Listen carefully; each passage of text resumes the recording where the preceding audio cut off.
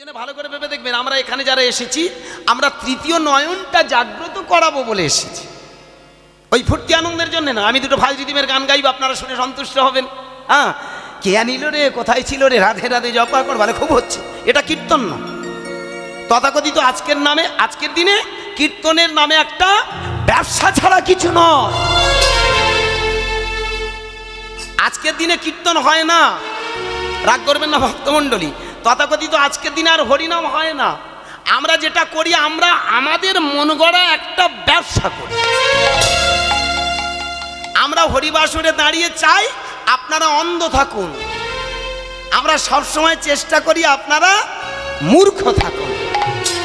আপনারা যতদিন অন্ধ থাকবেন, মূর্খ থাকবেন, আমাদের মতো সিটিং বাজরা ব্যবসা করে চলে যায়। প্রেম সে বলো নিতাই হরি বল। যে কারণে আজকের কীর্তন নয়, এটা আমাদের মন গড়া। কীর্তনের প্রকৃত অর্থ হলো হই হল্লা নাচা গান নয়। কীর্তনের প্রকৃত অর্থ কি রাতন, ভাববেন আমার কথাগুলো। এই যে স্রষ্টার সৃষ্টিতে যাকে আমরা ভগবান বলছি, স্রষ্টা বলছি, সর্বেশ্বর্বা বলছি, সুপার লর্ড বলছি, অল ইন অল বলছি, তিনি করুণা করে আমাদের এই যে হিউম্যান বডিটা তৈরি করে দিয়েছেন। দেখেছো মা, গুছানো সম্পদ। চোখের জায়গায় চোখ, কানের জায়গায় কান, নাকের জায়গায় নাক, মুখের জায়গায় মুখ, জিহ্বার জায়গায় জিহ্বা, হাড়ের জায়গায় হাড়, লিভারের জায়গায় লিভার, স্টমাকের জায়গায় স্টমাক, কিডনির জায়গায় কিডনি, রক্তে মাংসে গড়া সুন্দর করে সাজিয়েছে, তাই না বলুন? এই যে যন্ত্রটা আবিষ্কার করে দিয়েছেন তিনি, সেই আবিষ্কর্তা, যিনি আবিষ্কার করে আমাদের পাঠিয়েছেন, কোনোদিন ভেবে দেখেছি কত বড় নিখুঁত কারিগর? তাহলে তার দেয়া এই যে রত্নটা, এটা কি রতন, খুঁজে নেয়ার নাম হলো কীর্তন। প্রেম সে বলো নিতাই গৌর হরি বল, হরি বল। তাহলে আমরা কারা এটাকে খুঁজে নেওয়ার জন্য এখানে আসা? এই হই হল্লার জন্য নয়, দুটো গান শোনার জন্য নয়। এটা আমরা বুঝতে শিখিনি, আর আমরা সেই ফাঁকে কায়দা করে ফায়দা লুটে নিয়ে চলে যাই। যাক, পরে আসবো, অনেক কথা ক্ষমা করবেন। লীলার শুরুতে তাহলে এটাই বলবো, মায়েরা চোখ ফুললেই তবে বোঝা যায়।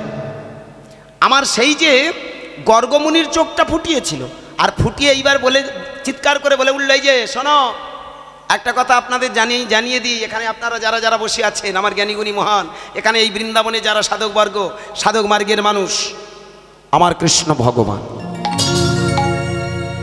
তখন কৃষ্ণের বয়স 5 বছর।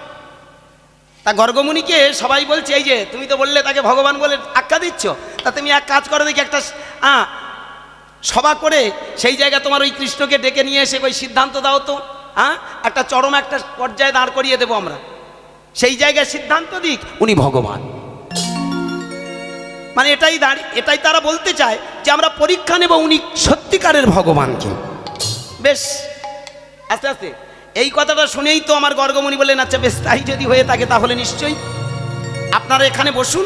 ওই যে বড় বটগাছ আছে, বটগাছের গোড়ায় আপনারা বসুন, আমি এখনই আমার কৃষ্ণকে নিয়ে আসছি, আপনাদের সমস্ত প্রশ্নের উত্তর দেব, আপনাদের যা জিজ্ঞাস্য সব কিছু উত্তর দিয়ে দেব। হ্যাঁ বাবা, তাড়াতাড়ি আমার গর্গমুনি করল কি জানো মা, ওই নন্দালয়ের দরজার কাছে গেল। ততক্ষণে কৃষ্ণচন্দ্র হামাগুড়ি দিতে দিতে একটু দাঁড়িয়েছে। গর্গমুনি দূর থেকে কৃষ্ণকে দেখছে আর বলছে, যেদিন আমি তোমার কাছে এসেছিলাম সেদিন আমি তোমায় নাম দিয়েছিলাম কৃষ্ণ, আমি সেদিনই তোমার নাম দিয়েছিলাম কৃষ্ণ। আজ তোমার কাছে আমার এইটুকু প্রার্থনা, তুমি আমায় সম্মান রেখো, তুমি আমায় মান রেখো। আমি প্রমাণ করে দিতে চাই তুমি আমার সেই আরাধ্য বস্তু, তুমি আমার সেই পূর্ণ ব্রহ্ম। জানো বাবা, এক পাশে দাঁড়িয়ে দাঁড়িয়ে যখন কাঁদতে শুরু করলো, চোখের জল ফেলতে শুরু করলো, একটা জিনিস জানবেন, দুটো জিনিস সহ্য করতে পারে না। এক হলো অহংকার, আর 2 হলো ভক্তের চোখের জল। আমরা মন্দিরে যাই, ছুটে পড়ে শুধু ভালো মন্দ খাবার ঠাকুরকে ঠেলে দিচ্ছি, দুবেলা বাতাস করে করে ঠান্ডা করছি। ঠান্ডা আমাদের করতে হবে না, মাথা ঠান্ডা করুন আগে। গোপালকে বাতাস খাইয়ে ঠান্ডা করে লাভ নেই, মাথা ঠান্ডা করে ভাববেন পৃথিবীতে একটাইতে সন্তুষ্ট তিনি, সেটা হলো নয়নের জল।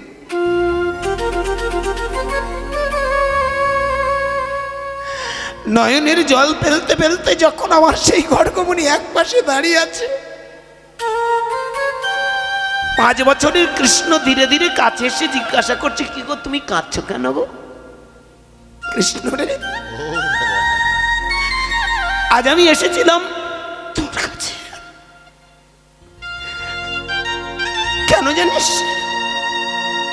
আমি তোকে নিয়ে প্রমাণ করে দেব তুই আমার আরাধ্য বস্তু, তুই আমার সবকিছুর মূলে।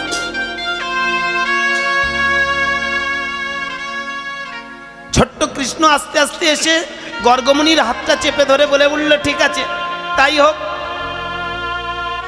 কোথায় আমায় নিয়ে যাবে? তোকে নিয়ে যাবো ওই যে দূরে যে বটগাছটা দেখতে পাচ্ছিস না, ওইখানে। হ্যাঁ গো মেয়েটা, তাড়াতাড়ি কৃষ্ণের হাতটা ধরে গর্গমণি এসেছে। ততক্ষণে যত সভাসদ বর্গ আছেন, যত মুনি ঋষিরা আছে, সবাই এক জায়গায় জড়ো হলো। আর এক জায়গায় যেই জড়ো হয়েছে, এইবার ধীরে ধীরে ভগবান কৃষ্ণকে নিয়ে একটা আসন পেতে বসিয়ে দিল। গর্গমণি এইবার ওই কৃষ্ণকে বলছে, তুমি বসো, আমরা এই এখানে আছি। উনি মাস্টারমশাই আর সব ছাত্র। এইবার ছাত্রগণ সবাই মিলে বলছে, মানে যতগুলো মুনি ঋষি ছিল তারা সবাই মিলে বলছে, এই যে সেই ছোটবেলা থেকে জন্মলগ্ন থেকে তোমাকে তো সবাই ভগবান বলে আসছে, হ্যাঁ, শুধু তাই নয়, সব থেকে বড় কথা ওই যে গর্গমণি দুবেলা ভগবান ভগবান বলে কাঁদে। তাই আমরা তোমাকে একটাই প্রশ্ন করব, সেই প্রশ্নের মীমাংসা টুকু তুমি দাও তো। ভক্তমণ্ডলী, বাবা মা, এটা ভালো করে মন দিয়ে শুনবেন, কি দামি জায়গা। একটাই প্রশ্ন করব, সেই প্রশ্নের উত্তরটা যথাযথ তুমি দাও। প্রশ্নটা কি? এই পৃথিবীতে সব থেকে শ্রেষ্ঠ জ্ঞান কি? একটাই প্রশ্ন, উত্তর দিতে হবে এক কথায়। এটা বড় প্রশ্ন নয়, শর্ট প্রশ্ন। মানুষের তো বিভিন্ন জ্ঞান আছে, বলুন। কেউ কম্পিউটারে জ্ঞানী হয়, কি তাই না? ভালো করে ভেবে দেখুন। কেউ গান বাজনায় জ্ঞানী হয়েছে, এখানে যারা যারা বসে আছেন, কেউ কামার আছে, কুমোর আছে, তাঁতি আছে, যে যার কাজে সবাই এক একটা জ্ঞানের জ্ঞানী। আপনার কাজ দেখে আমার মনে হয় যেন, ও এত বড় জ্ঞান, এই সম্বন্ধে এত আইডিয়া, কি তাই না? বলি না আমরা? তা বিভিন্ন জ্ঞান আছে, তো বিজ্ঞানের যে বিভিন্ন ধারা আছে, সেই সমস্ত জ্ঞান আছে। পৃথিবীর মধ্যে সব থেকে শ্রেষ্ঠ জ্ঞান কি জানা আছে কি বাবা? এক কথা উত্তর দিতে হবে। এই পৃথিবীর সব থেকে শ্রেষ্ঠ জ্ঞান কি? জ্ঞান কি? তখনই আমার কৃষ্ণ ওই যে 5 বছর বয়সে না, হাসতে হাসতে বলছে, এক কথায় উত্তর দেব তো? ঠিক আছে, তাহলে শুনে নেন আপনারা। এই পৃথিবীর সব থেকে শ্রেষ্ঠ জ্ঞান হলো আত্মতত্ত্ব জ্ঞান। প্রেম সে বলো নিতাই গৌর হরি বল। কি তাই না বলুন?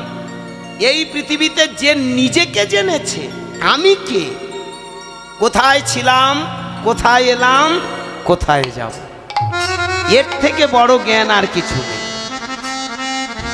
ভালো করে ভেবে দেখবেন, পৃথিবীতে আত্মতত্ত্ব জ্ঞানের উপরে কোনো জ্ঞান নেই। ভালো করে ভেবে দেখুন, 2001 সালে একটা প্রশ্ন হয়েছিল, হুইজ বেস্ট অফ ফিলোসফার, সব থেকে বড় দার্শনিক কে? আমি একটা পত্রিকাতে দেখেছিলাম, সেখানে একটা প্রশ্ন ছিল, হুইজ বেস্ট অফ ফিলোসফার, সব থেকে বড় দার্শনিক কে? অ্যারিস্টটল, প্লেটো, সক্রেটিস, আরো সব বড় তা বড় সব দার্শনিকদের কথা আলোচনা হলো। কে সব থেকে বড় দার্শনিক কে?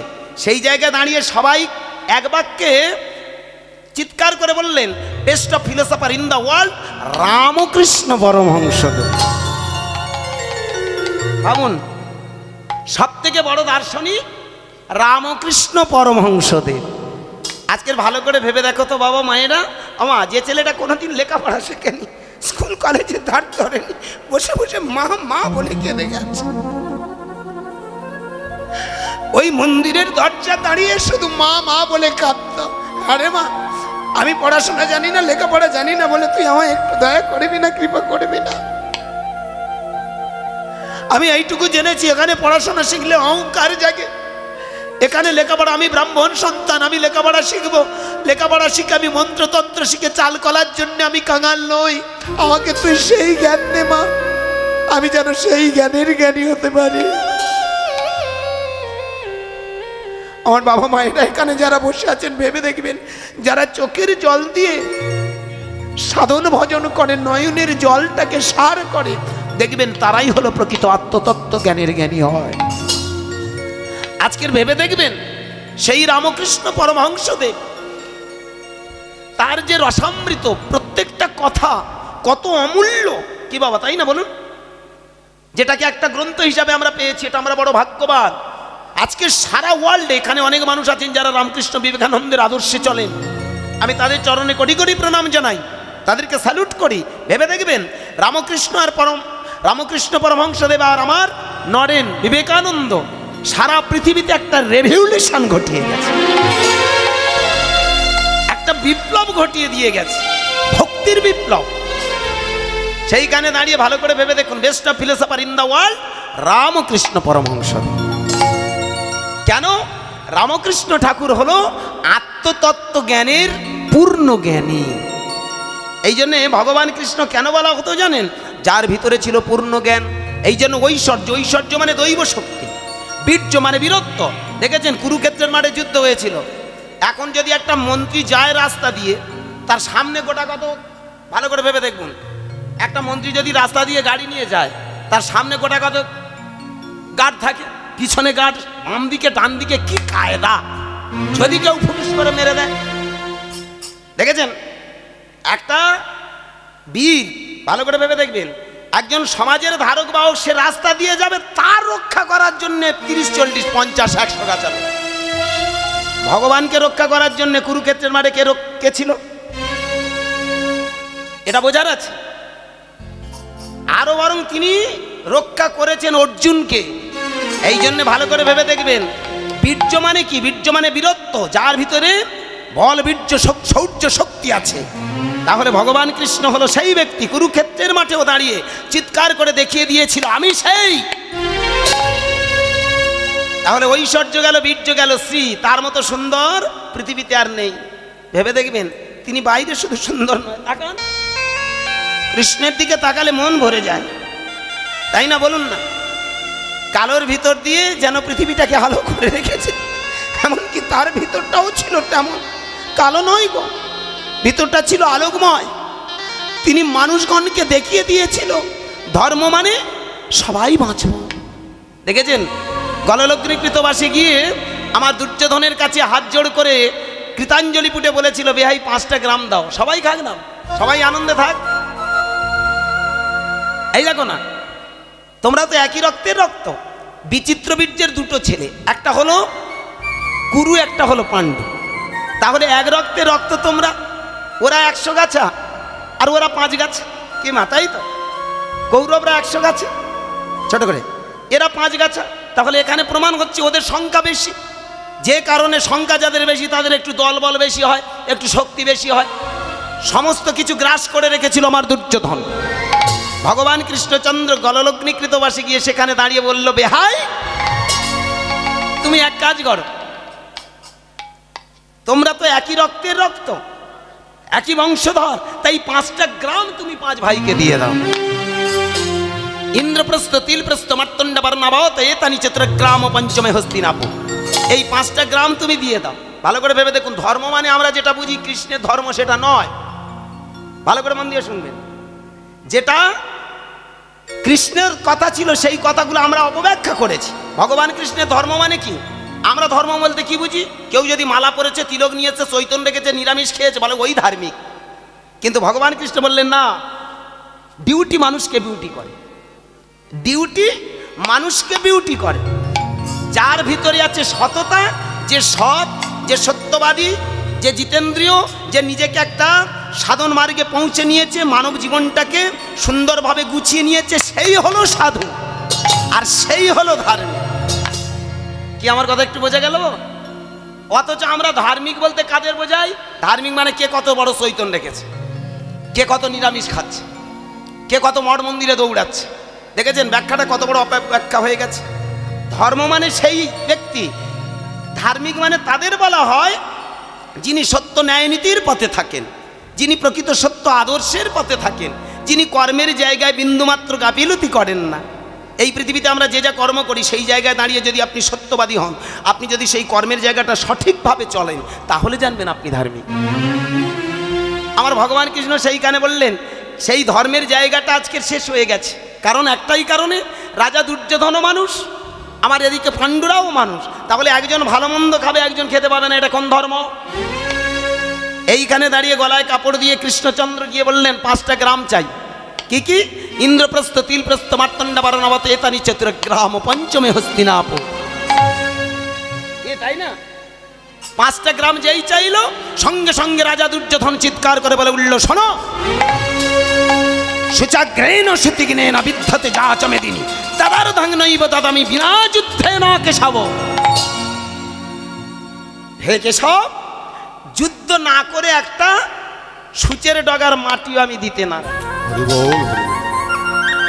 এইখানে দাঁড়িয়ে দেখেছেন, তার মধ্যে সেই বীর্য ক্ষমতা দিয়ে, বীরত্ব ক্ষমতা দিয়ে তিনি দেখিয়ে দিয়ে গেল, এই সমাজটাকে সুন্দর করাই হলো মানব জীবনের কাজ।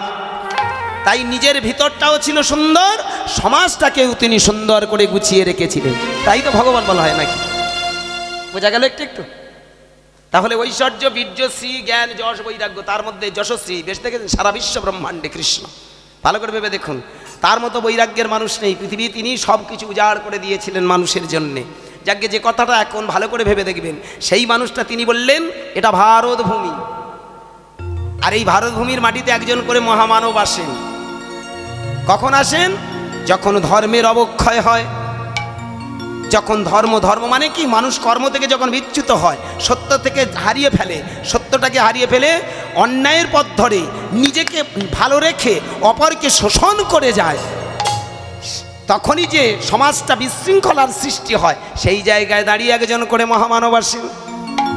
তাই 500 বছর আগে নবদ্বীপের মাটিতে একটা ছেলে এসেছিল, যার নাম নিমাই গৌর। ভালো করে ভেবে দেখবেন, তিনি এসে প্রমাণ করে দিলেন, তিনি এসে দেখিয়ে দিলেন, এই পৃথিবীতে সত্য পথ থেকে মানুষ বিচ্যুত, মানুষ প্রকৃত তার সত্তাটাকে চিনতে পারেনি, আত্মস্থ হয়ে তার ভিতরের পূর্ণ চৈতন্যটাকে সে কোনোদিন খুঁজে দেখেনি। এখানে এসে দুদিনের জন্য হানাহানি মারামারি করছে। কি করে না মা বলুন? 1 বিঘত জায়গার জন্য আমরা মাথা ভাড়াভাড়ি করছি, থানা পুলিশ হয়ে গেল, নিজেরা শেষ হয়ে গেলাম, বিচার আর হলো না, মরে গেলাম। ভালো করে ভেবে দেখুন, স্বামী স্ত্রীর মধ্যে দলাদলি, স্বামী স্ত্রীর মধ্যে বৈষম্য, ভাই ভাইয়ের মধ্যে দলাদলি, সমাজের বুকে আজ হানাহানি মারামারি। যে সময়টা নিমাই চাঁদ জন্মেছিল, ভালো করে ভেবে দেখবেন, কোনো হিন্দু কোনো মুসলমানের বাড়িতে যেতে পারত না, কোনো মুসলমান কোনো হিন্দুর বাড়িতে ঢুকতে পারত না।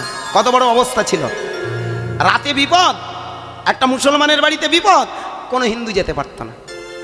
একটা হিন্দুর বাড়িতে বিপদ, কোনো মুসলমান আসতে পারত না। সেইখানে দাঁড়িয়ে নিমাই বললেন, এ কেমন গো, সবাই তো একই রক্তে মাংসে গড়া মানুষ, তবে আবার হিন্দুটা কিসের, মুসলমানটা কিসের?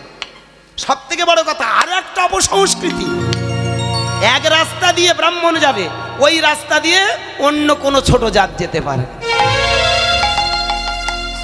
ভেবে দেখুন, যে রাস্তা দিয়ে ব্রাহ্মণ যাবে, যদি হাড়ি, মুচি, মুদ্দপাড়া, চাঁড়াল, তিওর, বাগদি পথ যেত, তবে ব্রাহ্মণ ওই রাস্তা দিয়ে ঘৃণার ছলে যেত। ভালো করে ভেবে দেখবেন, ওইখানে দাঁড়িয়ে কোনো ছোট জাত যদি রাস্তার এক পাশে দাঁড়াতো, ভুল করে যদি ছায়াটা ডিঙিয়ে যেত, তবে সেই ব্রাহ্মণ গঙ্গায় স্নান করে ফিরত। আমার নিমাই চাঁদ বললেন, এ কেমন গো, মানুষ তো আমরা সবাই, তবে এত ভেদাভেদ কেন, এত বৈষম্য কেন? সব থেকে বড় কিসের জাত? মানুষ চিনতে পারেনি তার নিজের সত্তাকে, মানুষ জানতে পারেনি সে কে। তাই নিজের সত্তাকে জানার জন্যে, নিজের ভিতরের পূর্ণ ব্রহ্মটাকে খোঁজার জন্যে, আমি কে, এই প্রশ্নের মীমাংসার জন্য দুটো বাহু তুলে গাইলেন হরিনাম। আজকের এই যে আমরা হরিনাম গাই, ভালো করে ভেবে দেখবেন, অনেকে বলে হরিনাম করলে কি হয়, পাপ দূর হয়, বলে তো মা। এটা জানবেন আমাদের মতো জালি চিটিংবাজদের কথা। আমরা মারাত্মক জিনিস, আমরা হরিবাসরে আসি আপনাদেরকে মূর্খ বানানোর জন্য। আমি প্রথমেই কথাটা বলেছি, রাগ করবেন না, কষ্ট পাবেন না। আপনারা যত মূর্খ থাকবেন, আপনারা যত অজ্ঞানী থাকবেন, আমাদের মতো সিটিংবাজদের ব্যবসাটা তুখোড়। যতই আপনারা চালাক, নিজেকে চালাক ভাবেন না কেন, ভালো করে ভাববেন, আমরা তার থেকে বেশি চালাকির ঔষধ খেয়েছি। একটু আগে অম্বল হয়েছে, যেমন আমি একটা ট্যাবলেট খেয়ে নিয়েছি।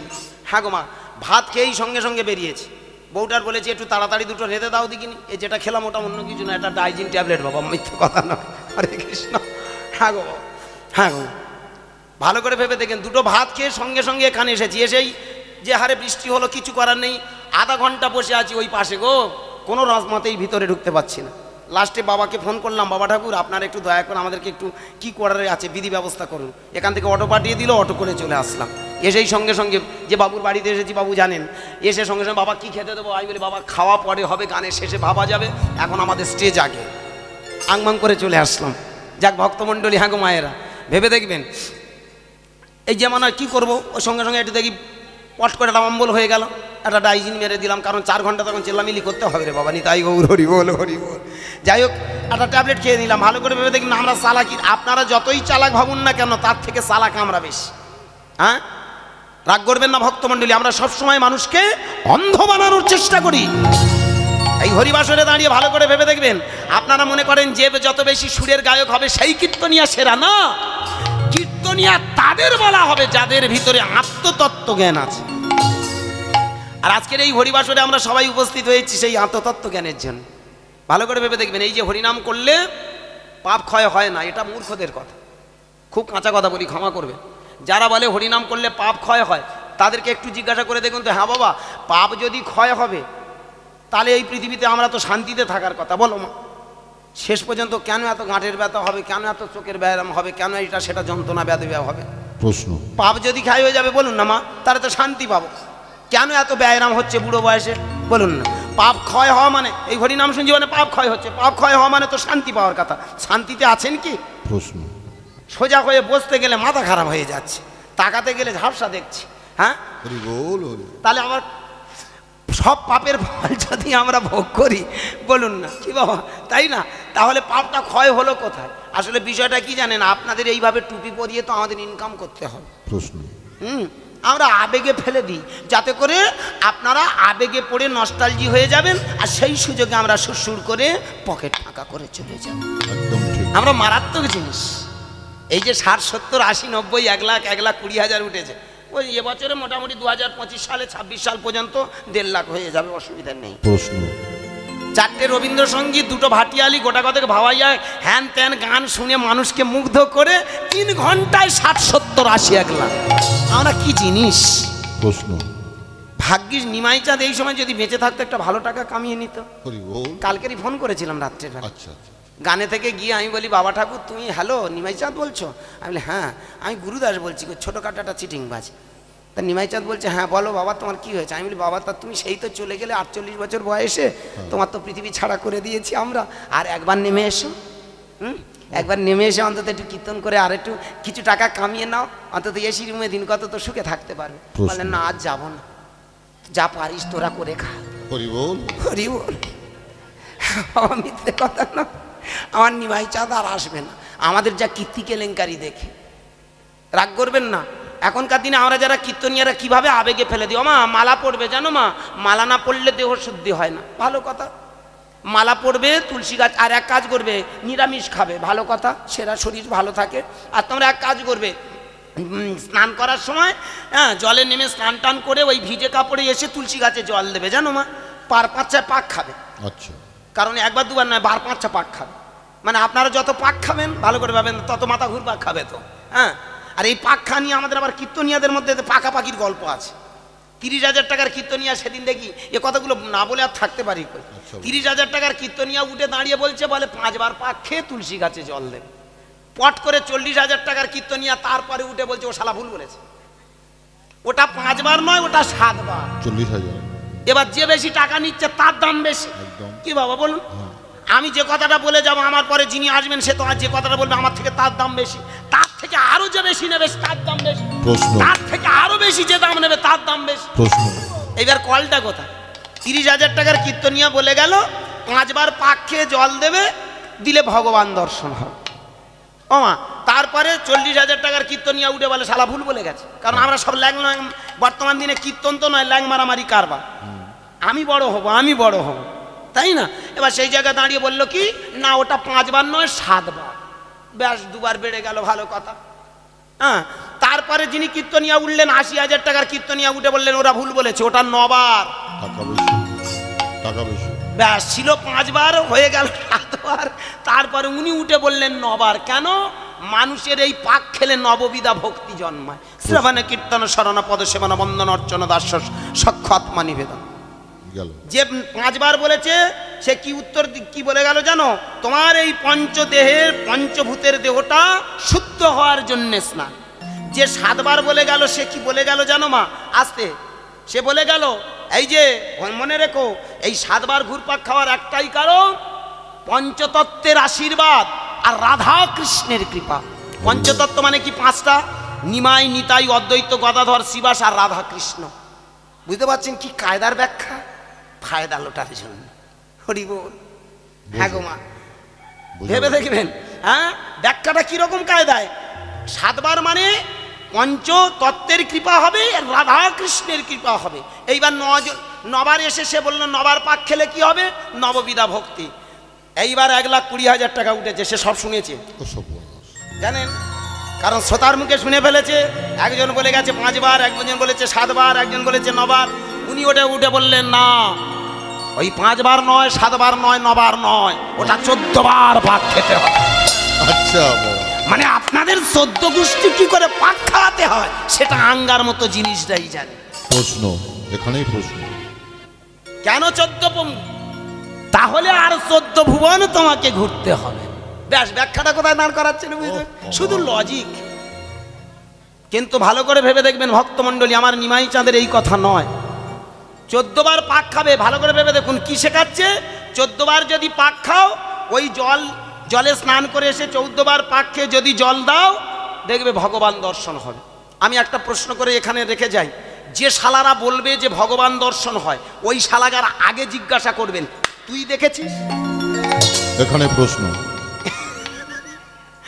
প্রথম প্রশ্ন তাদেরকে করবেন, হ্যাঁ রে তুই নিজে দেখেছিস? তাহলে তুই নিজে দেখেইনি ভগবান ভগবান বলে চেল্লাচ্ছিস। একদম ঠিক। কি এতগুলো ভক্তমণ্ডলী অপরাধ নেবেন না। আপনারা আমাকে নাস্তিক বলুন, দুঃখ নেই, আমি কষ্ট পাবো না। শুধু আমার কথাগুলো ভাববেন, আমি বাস্তববাদী কীর্তনিয়া। আমার কীর্তন যারা শোনেন ভালো করে ভেবে দেখবেন, আমি বাস্তবের কথা বলি। আর এই কথাগুলো বলি হয়তো অনেকের কাছে সেটার সুরুচি না হতে পারে। আমি পা দুটো জড়িয়ে ধরে বলবো, কীর্তনটা কোনো আজগুবি গল্প নয়। কীর্তন হলো বাস্তব, কীর্তন হলো বিজ্ঞান, কীর্তন হলো আধ্যাত্ম। একদম ঠিক। আমরা কীর্তনিয়ারা যে যার মতো যদি মত পোষণ করি, বলুন আমার মায়েরা আপনারা কোন দিকে যাবেন? এ বলবে 5 বার, ও বলবে 7 বার, ও বলবে 9 বার, ও বলবে 14 বার। আমার মায়েরা বাবারা আপনারা বলুন কোন দিকে যাবেন? কি বলুন? এই জন্য আজকের দিশেহারা হয়, হরি নামে এসে কে সঠিক বলে আর খুঁজে পায় না। আমি পা দুটো জড়িয়ে ধরে অনুনয় বিনয় করে বলবো, আমার নিমাই চাঁদ 500 বছর আগে ভগবান দর্শনের জন্য নয়, পাপ পুণ্যের জন্য নয়। একটা কথা মনে রাখবেন ভাইয়েরা মায়েরা, একটা কথা মাথায় রাখবেন বাবা ভক্তমণ্ডলী, বাবা হরিনাম করলে যারা মনে করে পুণ্য হয়, ভুল ধারণা। আমি যে কথাগুলো বলছি আপনারা বিবেক করবেন, বিচার করবেন। পুণ্য নয়, বলুন পূর্ণ হয়। হরি বল, হরি বল। জন্মলগ্ন থেকে আমরা কিন্তু অপূর্ণ থাকি। অপূর্ণ থাকি না? অপূর্ণ কিভাবে? ভালো করে ভেবে দেখুন। আমরা জন্মাই কিন্তু আমাদের জ্ঞানের অভাব থাকে, প্রকৃত জ্ঞান থাকে না। এই পৃথিবীতে জন্মানোর সঙ্গে সঙ্গে দেখবেন আমরা পূর্ণ জ্ঞান হয় না। হয় কি বলুন? আমরা অজ্ঞান থাকি না। মা ছোটবেলা থেকে, ভালো করে ভেবে দেখুন, মা ছোটবেলা থেকে কোলে পিঠে করে আমাদের মানুষ করে, বাবা আমাদেরকে তিল তিল করে বড় করছে। এখনো পর্যন্ত আমাদের এইখানে পড়াশোনা শিখেছি, অনেকে এখনো পর্যন্ত জানি না ভগবানটাকে। আমরা ভগবান কৃষ্ণকে খুঁজে বেড়াচ্ছি, রাধারানীকে খুঁজে বেড়াচ্ছি। আর যে মেয়েটা ধারা দিয়ে রক্তের ধারা বইয়ে রক্তের ধারা খাইয়ে মানুষ করলো, সেই রাধাকে আমরা ভালোবাসি, তার খবর নেই। আমরা ভগবান বলে উপরকে খুঁজছি, কৃষ্ণকে খুঁজছি। আর যে কৃষ্ণ সারা রাত ধরে তোমার জন্য চোখের জল ফেলে ওই নার্সিংহোম হসপিটাল ডাক্তারের কাছে গিয়ে পা জড়িয়ে ধরে কাঁদছে, সেই মানুষটাকে আমরা ভগবান ভাবতে পারি। এখানেই প্রশ্ন, আমরা কারা ভাই? আজকের ধর্মটা বিলুপ্তির পথ ধরেছে। ভালো করে ভেবে দেখবেন। এই জন্যে আমি প্রথমে সর্বকালোচিত একটা পদ গিয়েছি, কলিঘোড়া তিমির গড়া ছিল জগজন, ধর্ম কর্ম রহুদূর। আজকের ধর্মকর্ম অনেক দূরে চলে গেছে। এখানে আমার বাবা মায়েরা যারা বসে আছেন ভেবে দেখবেন, পা দুটো জড়িয়ে ধরে অনুনয় বিনয় করবো, আমার নিমাই চাঁদ সেই ব্যক্তি, জানেন উনি শিক্ষিত, উনি মূর্খ নন। তখনকার দিনে একজন পণ্ডিত মানুষ, তিনি ভেবে চিনতে দেখলেন মানুষের ভিতরে একটা অজ্ঞানতা আছে। সে জন্মেই দেখে আমি হিন্দু, আমি মুসলমান, আমি খ্রিস্টান, আমি জৈন, আমি ধনী, আমি গরিব, আমি উঁচু, আমি নিচু, আমি ব্রাহ্মণ, আমি ক্ষত্রিয়, আমি বৈশ্য, আমি শূদ্র। না, এখানে যে আমরা যাতায়াত ভেদাভেদ বৈষম্যগুলো করছি, এগুলো ভেদাভেদ বৈষম্য নয়, আমরাই সেগুলো তৈরি করে সমাজটাকে জাত তৈরি করে কাত করে ফেলেছি। একদম ঠিক। তাই সমস্ত জাতপাতকে সব বেড়া মুছে দিয়ে আমার নিমাই চাঁদ বললেন, আমার এই হরিনাম যেদিন গাইবে সেদিন দেখবে তোমার ভিতরে অজ্ঞানতা দূর হবে, তোমার জ্ঞানের পূর্ণতার প্রকাশ হবে। পূর্ণ নয়, পূর্ণ হবে। যেদিন তোমার জ্ঞান পূর্ণ হবে সেদিনই জানবে এই পৃথিবীতে আমি জন্মেছি, আমি একজন মানুষ। তাই মানুষ হয়ে জন্ম নিয়ে আমার কাজ হবে মনুষ্যত্ব বিকাশ ঘটিয়ে আমি সবাইকে ভালোবাসবো, আপন করে নেব, জীব জগৎ হবে আমার আপন। আমি সবাইকে আপন করে যে কটা দিন বাঁচবো জীবনটাকে সুন্দর করে সবার কাছে মেলে ধরবো। আমার জীবনটা হবে সবার জন্যে। প্রথম যেদিন আমি এসেছিনু ভবে কেঁদেছিনু আমি কত হেসেছিল সবে, এমন জীবন হবে করিতে গঠন, মরণে হাসিব আমি কাঁদিবে বুবু। আমার বাবা মায়েরা, তাই আমার নিমাই চাঁদ 500 বছর আগে জানেন আমাদের ভিতরের সেই পূর্ণ সত্তাটাকে জাগ্রত করে আমরা কারা, কি আমাদের আসল পরিচয়, কেন এলাম পৃথিবীতে, কেন এই পৃথিবীতে আমাদের উদ্দেশ্যটা কি, সব কিছুর খুঁজে পাইয়ে দেওয়ার একটাই মাত্র ওষুধ, একটাই মাত্র মন্ত্র, দুটো বাহু তুলে হরিনাম। তাই আমার নিমাই চাঁদ বললেন, এই জীবনটাকে যদি তুমি চিনতে চাও, আত্মতত্ত্ব জ্ঞান যদি জানতে চাও, এই পৃথিবীর শ্রেষ্ঠ জ্ঞানটাকে যদি উপলব্ধি করতে চাও, তাহলে দুটো বাহু তুলে গাও। দেখি একবার সবাই মিলে হয়ে যাক। থামা, চলুন সবাই মিলে আমরা গাইতে থাকবো। হরে কৃষ্ণ হরে কৃষ্ণ কৃষ্ণ কৃষ্ণ হরে হরে, হরে রাম রাম রাম রাম হরে হরে। হরে কৃষ্ণ হরে কৃষ্ণ কৃষ্ণ কৃষ্ণ হরে হরে, হরে রাম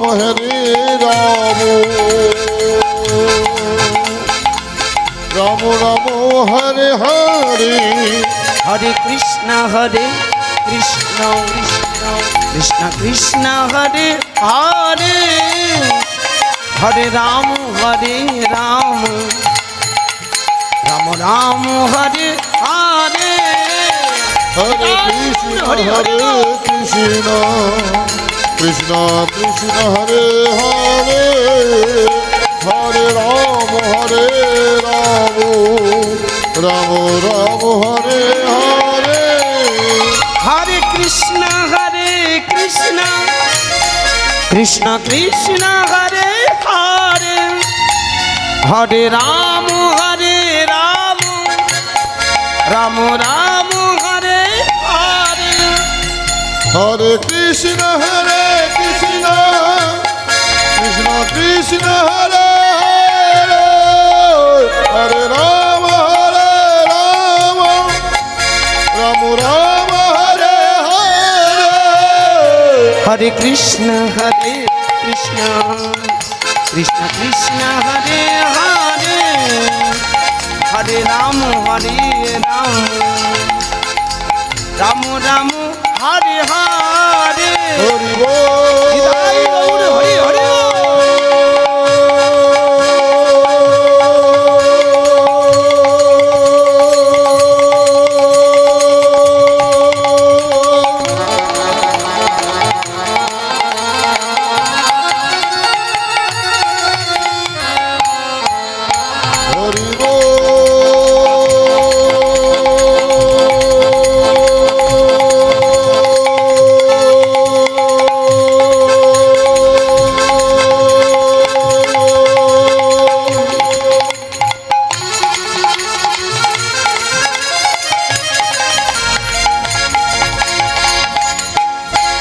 কৃষ্ণ কৃষ্ণ কৃষ্ণ হরে হরে, হরে রাম রাম রাম হরে হরে। হরে কৃষ্ণ কৃষ্ণ কৃষ্ণ হরে হরে, হরে রাম রাম রাম হরে হরে। হরে কৃষ্ণ কৃষ্ণ কৃষ্ণ হরে হরে, হরে রাম রাম রাম হরে হরে। जय जय भगवान चैतन्य महाप्रभु जी की, निताई चाँद की, हरि नाम की, अपन अपन गुरु की, এই মহামন্ত্র की, जगत जीव की, भक्त बृंद की, हरि सभा की, ग्रामवासी बृंद की।